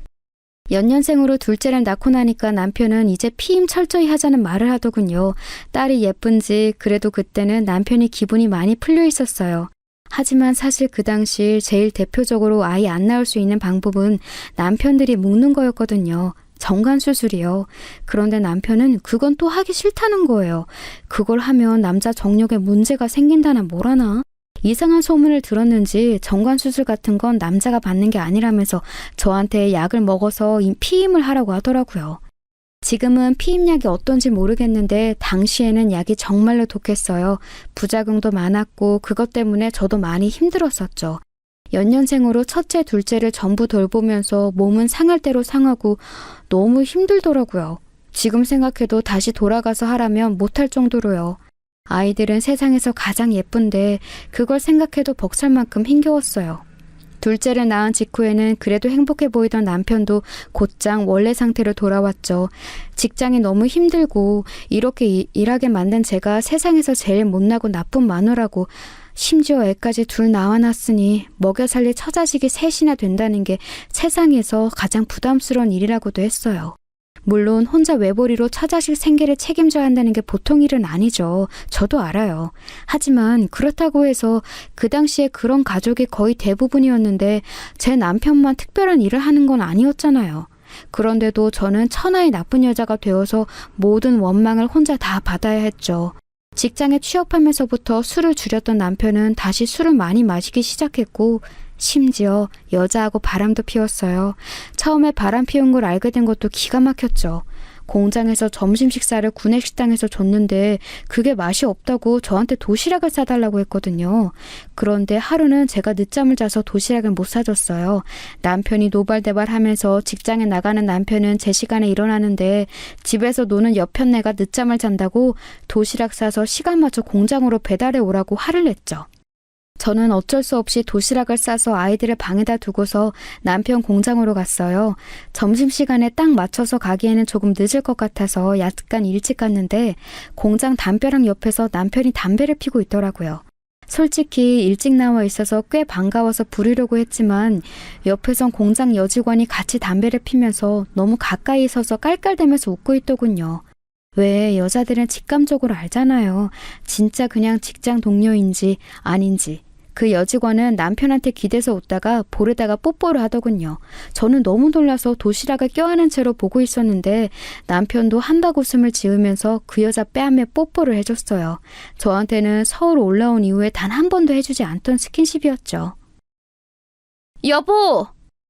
제가 저도 모르게 남편을 부르니까 남편이 화들짝 놀라서 제 쪽을 바라보더라고요. 뭐야? 왜 왔어? 자기가 도시락 싸서 가져오라고 불러놓고서 왜 왔냐고 도리어 화를 내면서 추궁하듯이 물었어요. 저는 주춤거리면서 옆으로 가서 도시락을 내밀었고 남편은 도시락을 받아들고서는 슬쩍 제 눈치를 보더라고요. 제가 옆 여직원과 하는 짓을 봤는지 안 봤는지 잘 모르는 눈치였어요. 그런데 제가 별다르게 화를 안 내니까 못 봤다고 생각하는 것 같더라고요. 옆에 여직원은 처음에는 좀 놀랐다가 금방 빙글빙글 웃었어요. 꽤 예쁘고 날씬한 아가씨더라고요. 저보다 나이는 많을 것 같은데 워낙 차림새 차이가 나니까 나이가 상관없어 보이기도 하고요. 그 여직원은 흘깃거리면서 저를 머리 끝부터 발끝까지 살펴보더니 남편한테 은근슬쩍 다가가서 뭐라고 말하고서는 먼저 들어갔어요. 남편은 희죽희죽 웃으면서 그 여직원한테 손을 저었고요. 이제 집에 가. 남편은 돌아서서 저한테 그 말 한마디만 하고 곧장 공장담 너머로 들어가 버리더군요. 솔직히 남편을 부르고 싶었지만 그럴 수가 없었어요. 남편을 불러서 뭐라고 할까요? 저 여자랑 무슨 관계냐고 말할까요? 관계가 있으면 뭐 어쩌게요. 그리고 남편이 딱 잡아떼면 그만인 거라서 제가 뭘 어떻게 할 수도 없었어요. 게다가 그걸 트집 잡아서 도리어 저한테 화를 내면 어쩌나 무섭더라고요. 아마 저한테 왜 화를 안 냈냐고 멍청하다고 하실 분도 있을 거예요. 하지만 당시 저로서는 뭘 어떻게 할 수가 없었어요. 남편이 뭐라고 하는 것도 무서웠고 그 여직원도 너무 예뻐서 저하고 천지 차이라 대거리를 하기도 두려웠거든요. 뭐든지 무섭고 위축되었던 시절이라 어쩔 도리가 없었죠. 저는 그날 터덜터덜 집으로 돌아와서 아이들을 껴안고 울었어요. 애들은 아직 어려서 제가 이 이야기를 해도 못 알아들을 테고 그리고 뭐 알아들으면 어쩌겠어요. 아이들이 스트레스만 받지. 저는 그날 이를 악물었어요. 남편은 아마 지금 그 여직원만이 아니라 계속해서 바람을 피울지도 모른다. 평생 내 속을 썩일지도 모른다고 말이에요. 하지만 그래도 내가 내 아이들만큼은 정말 남부럽지 않게 길러낼 거다. 분명히 성공적으로 길러내서 떵떵거리면서 살게 할 거다. 그렇게 다짐을 했었어요. 그리고 그 이후로도 남편은 여자를 만나고 다녔어요. 처음에는 저한테 조심하기는 했었죠. 걸리지 않으려고 그러는지 이래저래 핑계를 대가면서 조심조심 만나고 다니더라고요. 분명히 월급이 오를 텐데 저는 얼마큼 올랐는지도 몰랐답니다. 매해마다 월급 동결이라면서 똑같은 돈만 가져다 줬는데 제 생각에는 그 인상분을 죄다 여자한테 쓴 것 같아요. 그래서 남편이 그 공장을 그만둘 때까지 계속 처음 들어갈 때와 같은 돈만을 받아 쓸 수밖에 없었어요. 하지만 세월이 흐르자 남편은 점점 조심성조차 사라지기 시작했어요. 대놓고 여자를 만나기 시작했죠. 처음 얼마간은 그 공장 여직원하고만 일이 있는 것 같았는데 나중에는 술집 아가씨하고도 따로 연락하고 만나는 것 같더라고요. 대놓고 재킷 주머니 안에서 여관 영수증이 나오고 이름 모를 집에 열쇠가 나오고 했어요. 아마 만나는 여자 집의 열쇠였겠죠. 그렇게 대놓고 바람을 피는데 왜 가만히 있었냐고 물으신다면 저는 아이들을 키워야 했어요. 아이가 둘인데 애들을 아빠 없는 자식으로 만들 수는 없잖아요. 이혼한다고 해서 제가 능력이 있어서 돈 잘 벌어 애들을 끝내주게 키워낼 수 있는 것도 아니고요. 만약 능력이 있었다면 남편을 쥐잡듯 잡았을지도 몰라요. 나중에는 정말 손끝 하나 닿는 것도 싫어질 정도로 징그럽게 여자를 만나댔으니까요. 하지만 제가 무능력하고 애는 둘이나 있는데 둘 다 어린 상황에서는 도대체 어떻게 할 수가 없더라고요. 그래도 여자만 만날 때는 나았었죠. 남편 나이 40 중후반쯤 되었을 때였어요. 애들도 이제 중학생이나 된 상태였는데 그때가 가장 돈이 많이 드는 시기잖아요. 애들이 하고 싶어하는 것도 많고요. 다행히 저희 애들은 워낙 착하고 소박해서 저한테 해달라는 건 많이 없었지만 그래도 먹는 것도 제대로 맛난 걸 많이 못 먹이는 건 너무 서러웠어요. 그런데 가뜩이나 생활비도 모자라서 쩔쩔매는데 남편이 갑자기 공장을 그만두겠다고 하더군요. 그때쯤 남편은 그래도 꽤나 오래 근속해서 나름 자리를 잡은 상태였는데 그걸 그만두겠다고 하는 거예요. 여태까지 모은 돈으로 사업을 하겠다고요. 아니 지금껏 생활비도 쪼들렸는데 모은 돈이 어디 있나요? 저한테 여태 얼마 모았냐고 묻길래 저는 너무 어처구니가 없어서 그런 돈 없다고, 여태 적자 나는 거 전부 아는 사람들한테 빌렸으면서 돌려막으며 갚았다고, 생활비가 얼마나 드는지 아느냐고 남편한테 쏘아붙였어요. 아마 그날 남편이 꽤나 놀랐을지도 몰라요. 결혼 생활에서 처음으로 남편한테 대든 날이었거든요. 10살이나 차이가 나다 보니 남편은 당연히 저를 무슨 학생이나 어린 조카 대하듯이 했고 제가 말대답을 한다는 건 상상을 못할 정도였어요. 그런데 제가 마구 쏘아붙이면서 제정신이냐고 화를 냈으니 말이에요. 그런데 저희 남편이 정말 성격이 안 좋거든요. 제가 그렇게 말하는 걸 듣고 가만히 있을 리가 없었죠. 그날 거의 세간살이를 부숴가면서 남편이 소리를 질러댔고 저는 너무 무서워서 애들을 안고 방으로 도망 들어가 숨어 있었어요. 방문을 잠갔더니 문을 부셔버리겠다면서 남편이 두드리는데 정말 너무 무섭더군요. 오금이 떨릴 지경이라 애들을 껴안고서 창문으로라도 나가야 하나 고민을 할 정도였어요. 물론 3층 집이라서 불가능했지만요. 결국 남편은 정말로 공장을 그만두고서 사업을 시작했어요. 정확히는 자기 사업도 아니고 친구 사업에 이름 공동으로 올리고서 투자를 하는 거였죠. 사실 남편이 얼마나 허세가 가득한 사람인지를 생각해보면 그때까지 공장 얌전히 다닌 것만 해도 참 많이 참았다 싶기는 해요. 아마 여자를 만나면서 잘난 척하고 싶은 욕구를 풀었던 것 같은데 이제 40 중후반쯤 되니 돈이 없으면 아마 여자들이 안 많아졌던 모양이죠. 공장에 다니는 것 정도로는 도저히 여자 떵떵거리만 만날 정도의 여유가 없으니까 결국 투자 꼬드김에 넘어간 거였어요. 남편을 꼬드긴 건 서울 올라왔을 때 초반에 사귀었던 술친구였는데 딱 봐도 너무 양아치라서 제가 진짜 싫어하던 사람이었죠. 그런 인간한테 넘어가서 투자라뇨. 근데 대체 돈이 어디서 나서 투자를 했나 너무 궁금하더라고요. 남편은 딱 자기 사업가라고 친구 사업에 돈 내서 투자했다고 으스대면서 말하는데 제가 볼 때는 절대 돈 나올 구석이 없었거든요. 너무 수상한데 그걸 제가 동네 친한 아줌마한테 고민하면서 이야기했더니 혹시 집 담보대출 받은 거 아니냐는 거예요. 정말 정신이 아찔했죠. 아니나 다를까 확인해보니 정말로 집 담보대출을 받아서 투자한 거더라고요. 시댁에서 그 오랜 예전에 밥 팔아서 사주셨던 이 조그만 집을 그나마도 대출을 받아서 사업한답시고 넣어버리다니 게다가 대출도 정말 한계까지 끌어다가 내버렸더라고요. 만약 그 사업이 잘못되면 정말 우리 집 가족들은 거리에 나가게 되는 거였어요. 저는 화를 내고 싶었지만 남편이 그렇게 방문하고 집안을 전부 부술 것처럼 발광하던 게 잊혀지지를 않았어요. 애들은 몸 성이 지켜야 하고 저도 다치고 싶지 않았으니까요. 그래서 또다시 아무런 말도 하지 못하고 넘어가 버렸죠. 그래도 사업이니까 어느 정도는 잘 될 확률도 있을 테니까 하고요. 하지만 공장만 다니고 아무것도 모르는 초짜가 투자한 사업이 잘 될 리가 없죠. 게다가 그 친구는 양아치 중에 양아치라 사업이 잘못되어 가자 돈을 통째로 싸들고 도망가 버렸어요. 그 양아치가 손을 써놓은 덕분에 빚은 전부 남편 앞으로 돌아오게 되었고요. 결국 집은 경매에 내놓았고 그러고도 빚을 다 못 갚아서 한참이나 더 갚아야 했죠. 남편은 사업 실패의 충격을 견디지 못하고 망나니처럼 굴기 시작했어요. 한 달씩 집에 들어오지 않는 경우도 많이 있었죠. 그래서 저는 아이들을 키워야 하니까 마음을 굳게 먹고 주변 동네 마트 캐셔 일자리를 알아보았어요. 그래도 아직 저는 젊은 편이라서 마트 캐셔 자리에 합격을 시켜주더군요. 그리고 사정이 딱하다는 것을 알아본 마트 주인 아저씨가 제게 맞는 시간대에 일하라고 배려를 해주셨고요. 최대한 아이들한테 밥도 해주고 챙겨야 했으니까요. 당시 저희는 반지하 셋방으로 이사를 갔고 남편은 거의 집에 들어오지 않았어요. 정말 부모로서 애들 얼굴 보기가 부끄러워 살 수가 없었는데 그래도 저희 애들이 정말 착했답니다. 아이들은 단 한 번도 제 속을 썩이지 않고 자라났어요.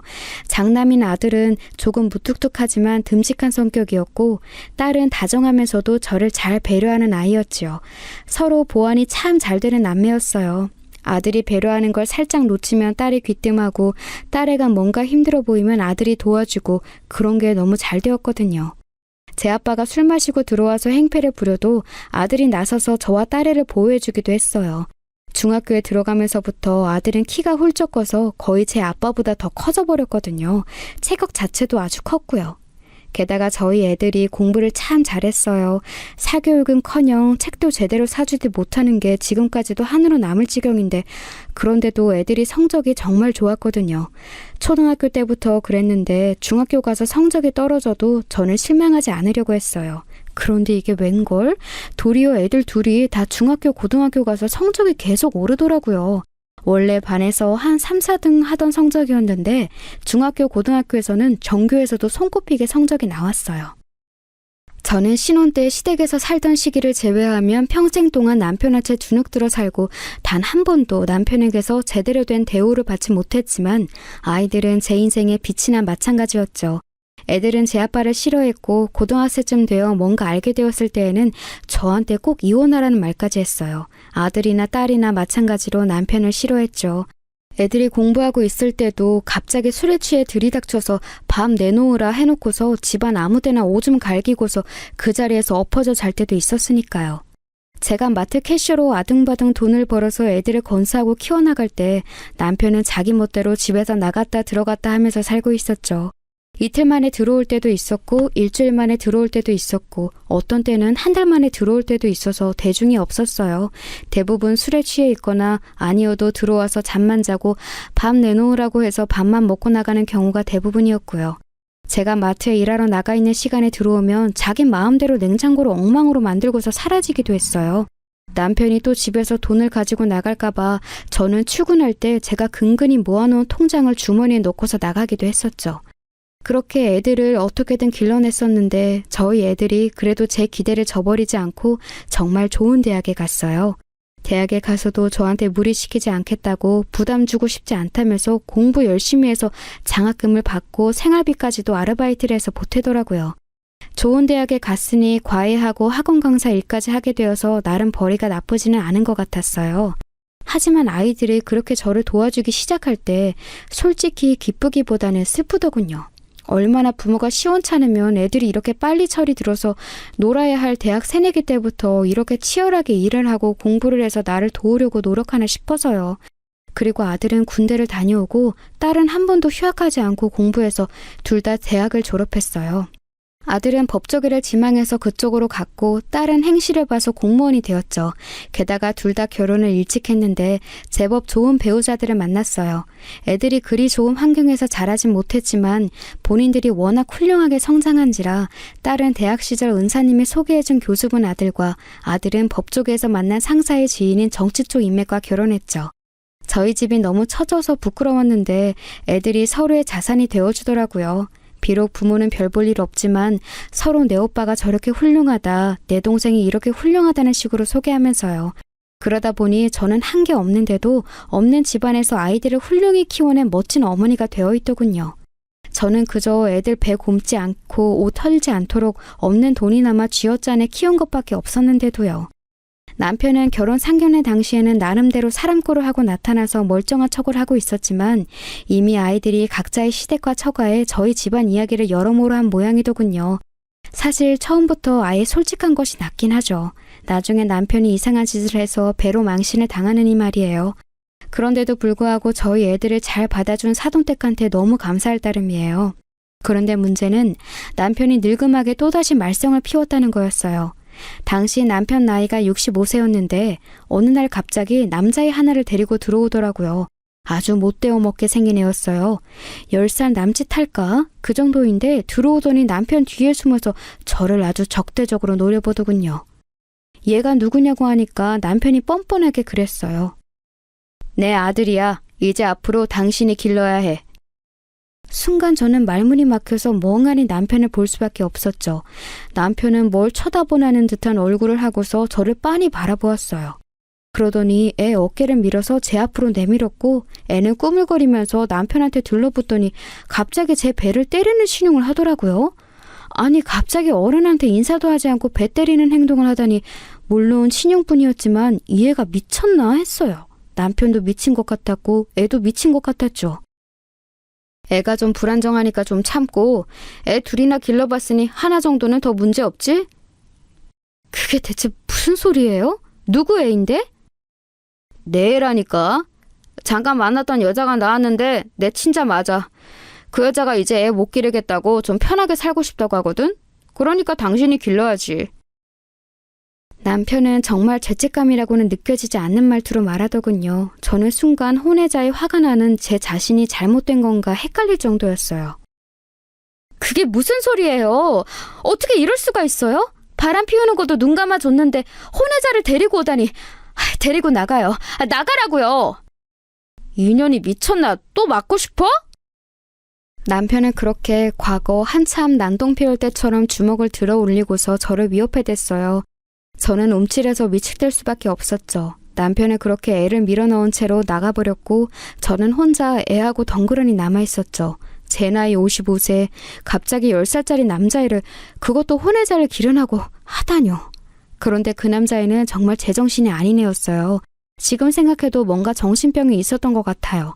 걔는 분명히 제 엄마한테서 떨어져서 심지어 상간녀인 엄마를 가진 애가 법적인 부인한테 온 건데도 그리고 그걸 알만한 나이였는데도 온 집안을 날뛰면서 돌아다니더라고요. 저희 집이 그때는 그래도 애들이 저희 집에 보조를 해줘서 조금 나아진 상황이었는데 애써 갖고 놓은 집안 살림살이와 인테리어들을 전부 다 손으로 부수고 다녔어요. 갑자기 배가 고프다고 소리를 지르는가 하면 저한테 와서 때리려고 들기에 손을 붙잡고서 혼내면 갑자기 울음을 터뜨리면서 발을 굴러댔고요. 제가 강하게 화를 내니 순간 조용해지면서 눈을 영악하게 굴려대는 걸 보니 분명히 지능이 낮은 애는 아니었어요. 그런데 상황을 다 알면서 제가 만만한지 아닌지를 확인하는 것 같더라고요. 저는 너무 이 상황과 그 애의 존재 자체가 끔찍해져서 애를 일단 방 안에 들어가게 해놓고 항상 의지하는 딸한테 전화를 했어요. 사실 일하면서 스트레스를 받는 딸한테 이런 이야기를 하고 싶지는 않았지만 제가 이 상황을 뭘 어떻게 할 도리가 없더라고요. 엄마, 왜 그래? 무슨 일이야? 목소리 왜 그래? 제가 거의 울먹이는 목소리로 전화를 하자 딸이 다급한 목소리로 무슨 일이냐고 물었어요. 저는 지금껏 남편한테 당해온 일들이 전부 몰려들면서 너무 억울하고 화가 나서 말도 제대로 나오지가 않았죠. 저는 간략하게 오늘 남편이 혼외자를 데리고 왔는데 이러이러한 아이다. 그런데 나더러 키우라고 한다. 라는 상황을 줄여서 이야기했어요. 딸은 기가 찬지 말을 하지 못하더군요. 딸아이는 당연히 저희 가족이 지나온 길을 샅샅이 알고 있었으니 더욱이나 어이가 없었겠죠. 여태까지 남편이 얼마나 가족에 기생하면서 살아왔는지 그리고 가족을 돕기는커녕 얼마나 고통스럽게 괴롭혀왔는지를 잘 알았으니까요. 딸은 알겠다며 잠시 좀 마음 달래고 있으라고 하고서는 전화를 끊었어요. 그러고 나서 황당한 채로 멍하니 거실에 앉아있는데 곧 아들한테서도 전화가 오더군요. 아마도 딸이 아들한테 상황을 전했던 모양이에요. 어머니, 그냥 가만히 계세요. 제가 곧 갈게요. 아니야, 네가 지금 왜 오니? 너 일하고 있을 거 아니니? 지금 일이 문제가 아닌 것 같아요. 곧 갈게요. 그런 후 불과 1시간 정도 지난 후에 아들이 도착했어요. 곧 딸도 함께 왔죠. 둘은 집으로 들어와서 그 혼외자 애가 있는 방을 들여다봤는데 영악하게 눈알 굴리면서 말썽을 피우려고 드렁거리는 꼴을 보고서는 혀를 찼어요.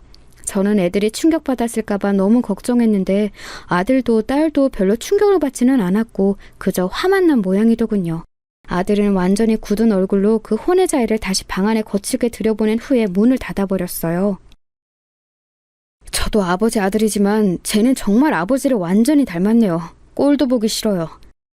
아들은 무뚝뚝하고 냉철한 편이라 저런 말을 거의 안 했거든요. 무척 거친 말투에 저는 좀 놀랐어요. 딸은 눈을 찌푸린 채로 팔짱을 끼고 있다가 한숨을 푹 내쉬었죠. 그래도 우리가 자식 노릇은 하려고 노력했어. 그렇지, 오빠? 그래. 그런데 이제 안 되겠다. 아들은 그 자리에서 전화로 남편한테 통화를 하더군요. 남편이 받았는지 저쪽에서 반기는 목소리가 들렸어요. 아들과 딸이 워낙 훌륭하게 커서 사회에 나가 힘있는 자리에 올라가고 나서 남편은 자식들을 자랑스러워하면서도 조금 거리끼게 되었죠. 그래서 아들이나 딸이 전화하면 제가 전화 왔을 때와는 다르게 아주 부드럽고 상냥하게 받고는 했어요. 지금 이건 뭐 하시는 거예요? 전화 저편에서 남편이 뭔가 웅얼대는 소리가 들려오더군요. 아들은 굳은 얼굴로 뭐라고 더 차갑게 몇 마디를 했어요. 그러더니 끝에 이런 말을 했어요. 얘 안 데려가시면 이제 통장 끊습니다. 한 푼도 더 못 받으실 거라고 생각하세요. 아들의 싸늘한 말투에 전화 저편에서 남편의 목소리가 다급하게 변하는 것이 저한테까지 들려왔어요. 아들한테 잠깐만 기다려달라고 어쩌고 하는 말이 들려왔지만 아들은 더 듣지도 않고 전화를 끊어버렸죠. 딸은 착잡한 표정으로 한숨을 쉬었어요. 여태까지 엄마한테는 말 안 했지만 아빠한테는 따로 저희가 돈 드리고 있었어요. 통장 하나에서 아빠한테 카드 드리고서 쓰라고 했지. 한참 전에는 돈을 더 달라고 술 취한 채로 오빠한테 전화하고 난동 피우려고 했던 적이 있었는데 그때 오빠가 봐주지 않고 곧장 신고해서 끌고 가게 했더니 그 후로는 돈 더 달라는 말은 안 했어요. 그랬구나. 그래서 그 인간이 집에 와서 돈 내놓으라는 말을 안 했던 거구나. 남편은 아이들이 크기 전에는 술 마시고 들어와서 저한테 손을 올리면서 돈 내놓으라고 했던 적이 많았어요. 하지만 아이들이 취직하고 결혼하고 나서는 그런 일이 아예 없었죠. 그래서 저는 단순히 그 인간이 철이 들었나 했었어요. 하지만 그게 아니었던 거였죠. 어머니한테는 죄송한 일이지만 그래도 아버지니까 최대한 조용히 지내도록 입이나 막자는 의도였어요. 하지만 이런 식으로 밖에서 낳은 애까지 부끄러움 모르고 데려오다니. 아들은 얼굴이 굳어진 채로 그 혼외자 애가 들어가 있는 방문을 쏘아보았어요. 몇 시간 뒤 남편이 헐레벌떡 집 안으로 뛰어들어오더군요. 돈을 끊어버린다고 하니까 벌벌 떨면서 뛰어오는 게 정말 같지 않고 꼴보기가 싫었어요. 야, 내가 그냥 쟤 보낼 데가 없어서 데리고 온 거다. 한 번만 봐주면 안 되겠니? 따지면 제가 너희들 누뚱이 동생이고. 말 조심하세요. 누가 동생이에요? 저 상간녀한테서 낳은 애 동생으로 둔 적 없습니다. 아들은 대놓고 쏘아붙였고 남편은 얼굴이 창백해졌어요. 아들은 자리에서 일어서서 방 안에 들어가 그 애를 데리고 나와 남편한테 맡겼어요. 그 버릇없던 애도 뭔가 분위기가 이상하다는 걸 알았는지 영악하게 눈만 대굴대굴 굴리면서 눈치를 보더군요. 아들도 딸도 아무런 감정 없는 무표정한 얼굴로 남편을 바라보고 있었어요. 저를 보호하는 것처럼 둘이서 제 앞에 서서 저를 가리고 있었죠. 순간 기분이 묘하더군요. 남편은 아이들이 자라나는데 폐를 끼쳤지 도움이 된 건 아무것도 없었어요. 그 긴 세월이 이런 식으로 보상받는구나. 내가 내 아이들을 이렇게나 키워냈구나 싶어서 순간 눈물이 다 나더라고요. 남편은 벽처럼 선 아이들에게 할 말이 없는지 뭔가 웅얼대다가 그 혼외자를 데리고서 나갔어요. 그 애가 고아원으로 가든 그 상간녀한테 다시 가든 제 알 바는 아니었죠. 아들은 돌아서면서 저한테 한숨을 푹 쉬었어요. 어머니, 이제 아버지하고 이혼하세요. 이혼? 저 인간이 이혼을 해주겠니? 다 방법이 있어요. 어머니는 그냥 동의만 해주시면 되니까요. 딸과 아들은 이미 방법을 생각해둔 게 있다는 듯이 저한테 협의 이혼할 거냐고 의사만 물었어요. 저야 정말 환영이었죠.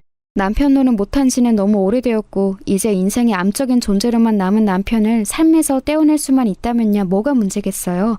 그 일이 있고 나서 한 달 뒤쯤 아이들이 남편하고 찾아왔어요. 남편 얼굴은 죽상이었고 그대로 법원에 가서 이혼 신청을 했죠.